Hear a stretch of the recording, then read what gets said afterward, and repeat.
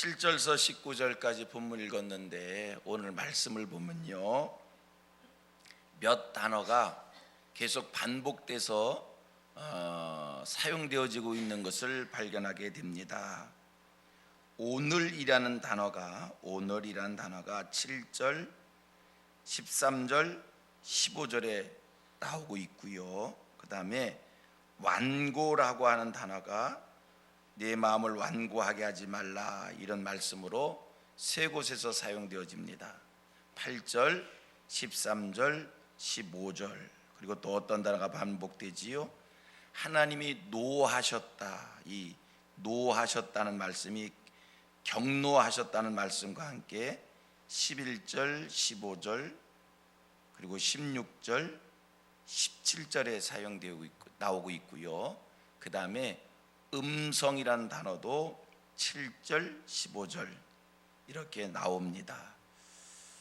지금 몇 단어들이 반복돼서 사용되는데 이 단어를 핵심 단어다 이렇게 표현을 하면서 본문을 이렇게 연결하면 오늘 본문 말씀이 이해하는 데 도움이 됩니다. 오늘 본문 말씀이 사실 이해하기가 어려워요. 읽어도 이게 무슨 말인가 한 번에 확 마음에 와 닿지를 않습니다. 오늘 본문만이 아니라 히브리서 말씀 자체가 쉽게 이해가 되지를 않습니다. 그래서 말씀을 읽고 깊이 묵상하면서 이게 무슨 말씀인가 고민할 때 이런 뜻인가 이렇게 이해가 됩니다. 오늘 본문도 그러해요. 그런데 여러분, 제가 몇 단어를 지금 이렇게 소개해 드렸지 않습니까? 반복된 단어들. 이 말씀만 오늘 밤 본문에서 잘 연결해도 오늘 본문 말씀이 쉽게 이해가 되어집니다. 자, 오늘 본문의 시작이 어떻게 시작됩니까? 그러므로 성령이 이르신 바와 같이, 그러므로라는 접속사가 나오고 있습니다. 그러므로 앞구절에 이러이러한 것들 쭉 설명하고 그러기에 그러함으로 이렇게 하라, 이런 뜻 아닙니까? 그럼 앞에 설명됐던 말씀이 뭐지요?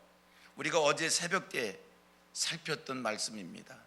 여러분, 어제 새벽에 살폈던 내용 기억하시겠습니까? 예수를 깊이 생각하라. 우리가 깊이 생각해야 될 그 예수가 어떤 분이라고 말씀을 했습니까? 예수, 죽음의 세력을 잡은 자, 마귀를 멸하시려고 혈과 육을 입으신 자이다. 예수 어떤 분이라고 말씀을 합니까? 매어 종노릇하는 우리들을 놓아주시기 위해 혈과 육을 입으신 자이다. 예수 어떤 분이라고 말씀합니까? 아브라함의 자손을 붙잡아 주시려고 혈과 육을 입으신 자이다. 그 예수는 대제사장이시고 그 예수는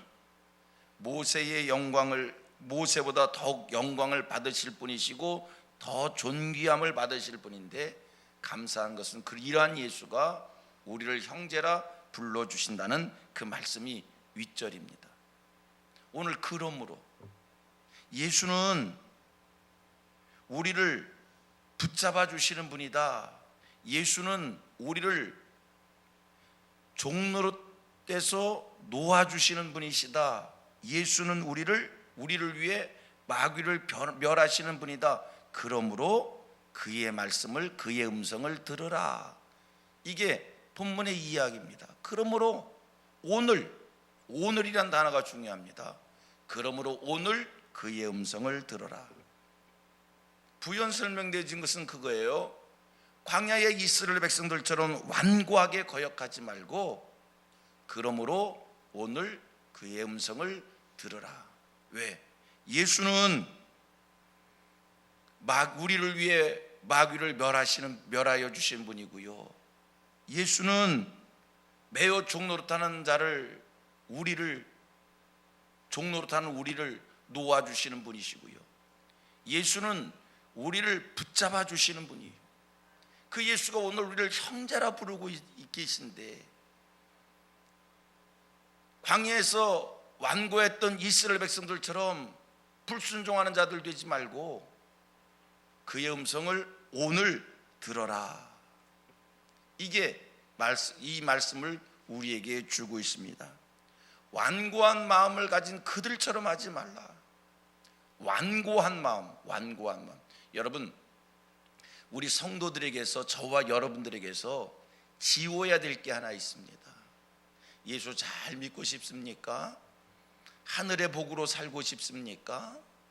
가나안의 축복을 누리는 하늘 백성들 되길 원하십니까? 여러분, 우리 마음속에 완고함을 지워야 돼요. 오늘 성경에 완고라고 하는 말이 반복 사용되고 있잖아요. 제가 이 본문에 내 마음을 완고하게 하지 말라는 말이 몇 번 나온다고 그랬어요? 3번 나온다고 그랬잖아요. 이 완고라고 하는 말의 뜻이 뭘까? 옛날 성경에는요, 강팍이라고 번역되어져 있었습니다. 강팍한 마음을 우리 지워야 됩니다. 완고한 마음 뭐예요? 마음이 단단하고 고집불통인 마음. 이 온고집, 누구 말도 들으려고 하지 않는 이스라엘 백성들은요, 광야의 이스라엘 백성들은요, 하나님의 행하신 일을 보고도 완고하여서 그 길을 따르지 않았어요. 그랬더니 우리 하나님께서 이런 그들을 향하여 하나님이 노하셨어요. 경노하셨어요. 그래서 그들을 가나안 땅에 들여 보내지 않으셨어요. 7절부터 11절 말씀 한번 같이 또 읽어봅니다. 7절이야 11절입니다. 제가 읽겠습니다. 그러므로 성령이 이르신 바와 같이, 다 같이, 오늘 너희가 그의 음성을 듣거든. 그 다음 제가 읽습니다. 광야에서 시험하던 날에 거역하였던 것 같이 너희 마음을 완고하게 하지 말라. 완고하게 하지 말라. 거기서 너희 열조가 나를 시험하여 증언하고 40년 동안 나의 행사를 보았느니라.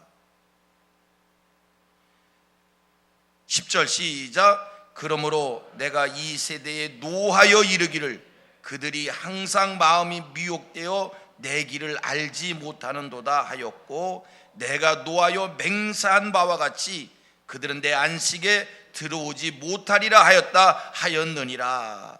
완고하여서 내가 하는 일을 보고도 내 길을 알지 못하였다. 그래서 내가 노하여 그들을 내 안식에 들이지 않았다. 여러분, 오늘 우리도 똑같습니다. 완고하여서 고집불통이 돼서 하나님의 행하신 일을 보고도 순종하지 않는 자가 될 때, 여러분, 그러한 이스라엘 백성들을 보고 노하신 하나님, 경노하신 하나님, 오늘 우리가 그런 모습을 보일 때 동일한 거예요. 우리를 향해서도 하나님께서 노하실 겁니다. 경노하실 겁니다. 여러분, 예수 믿는 사람들은요, 완고하면 안 됩니다. 강팍하면 안 됩니다. 고집불통이고 단단한 마음 가지면 안 됩니다. 지금 히브리서 기자는 성도라고 하는 우리들이 그런 마음을 가질까봐 경고를 하고 있습니다. 자, 12절 이하 14절입니다. 12절.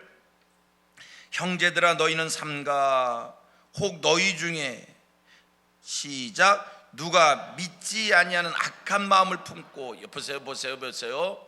믿지 않는 무슨 마음? 악한 마음이요. 믿지 않는 마음은 무슨 마음이요? 악한 마음. 악한 마음을 품고 살아계신 하나님에게서 떨어질까 조심할 것이요. 시작. 오직 오늘이라 일컫는 동안에 매일 피차 권면하여 너희 중에 누구든지 죄의 유혹으로 완고하게 되지 않도록 하라. 시작. 우리가 시작할 때에 확신한 것을 끝까지 견고히 잡고 있으면 그리스도와 함께 참여한 자가 되리라. 아멘입니다. 오늘이라 일컫는 동안에, 여러분, 오늘 중요한 단어입니다. 오늘 저와 여러분들은 우리 마음속에서 완고함을 지우시고 오늘 순종하는 자 되기를 축복합니다. 완고한 자가 되면요, 마음이 굳어버려 있으면요, 하나님의 행하신 일을 보고도 깨닫지 못해요. 길을 보고도 그게 길인지 알지 못한 거예요. 우리 성도들은요, 지킬 만한 것 중에 더 마음을 지켜서 저와 여러분들의 마음이 온유한 마음 되기를 축복합니다. 거친 마음, 싸나운 마음, 단단한 마음, 하나님의 말씀을 들어도 변하지 않는 마음, 이 옹고집의 마음, 하나님이 이거를 우리에게 지우라고, 이런 마음 가지면 안 된다고. 15절 경고하셔요. 너희 마음을 완고하게 하지 말라. 모세를 따랐던 그들 하나님께서 경노하셔서 안식에 들어가지 드리지 않았다. 너희는 그 음성을 듣고 순종하라. 오늘 본문이 우리에게 강조하는 말씀입니다. 결론을 맺습니다. 오늘 말씀을 통해서 두 가지 큰 깨달음이 있기를 바랍니다. 첫째, 오늘 우리가 그의 음성을 들어야 된다. 그 말씀 붙잡고 오늘 순종하는 사람들이 되기를 바랍니다. 오늘 우리는 순종하는 자들이 되어야 돼요. 오늘 순종하셔야 돼요. 오늘. 두 번째 하나, 완고한 마음을 버려야 됩니다. 계속 반복했습니다만, 고집불통의 마음, 강팍한 마음, 단단한 마음, 이런 마음은요 하나님의 인도함을 받을 수 없고요, 이런 마음을 가진 사람들은요 하나님의 경노의 대상이 됩니다. 우리 한번 생각해 봅니다. 애굽에서 나왔던 이스라엘 백성들이 누구입니까? 하나님께서 그들을 구원해 내신 사람들입니다. 보세요. 애굽에서 나왔던 이스라엘 백성들이 누구입니까? 하나님이 그들을 위해서 홍해를 갈라 주셨습니다. 애굽에서 나왔던 이스라엘 백성들이 누구입니까? 하나님이 그들을 위해서 만나와 메추라기를 내려서 먹여 주셨던 이들입니다.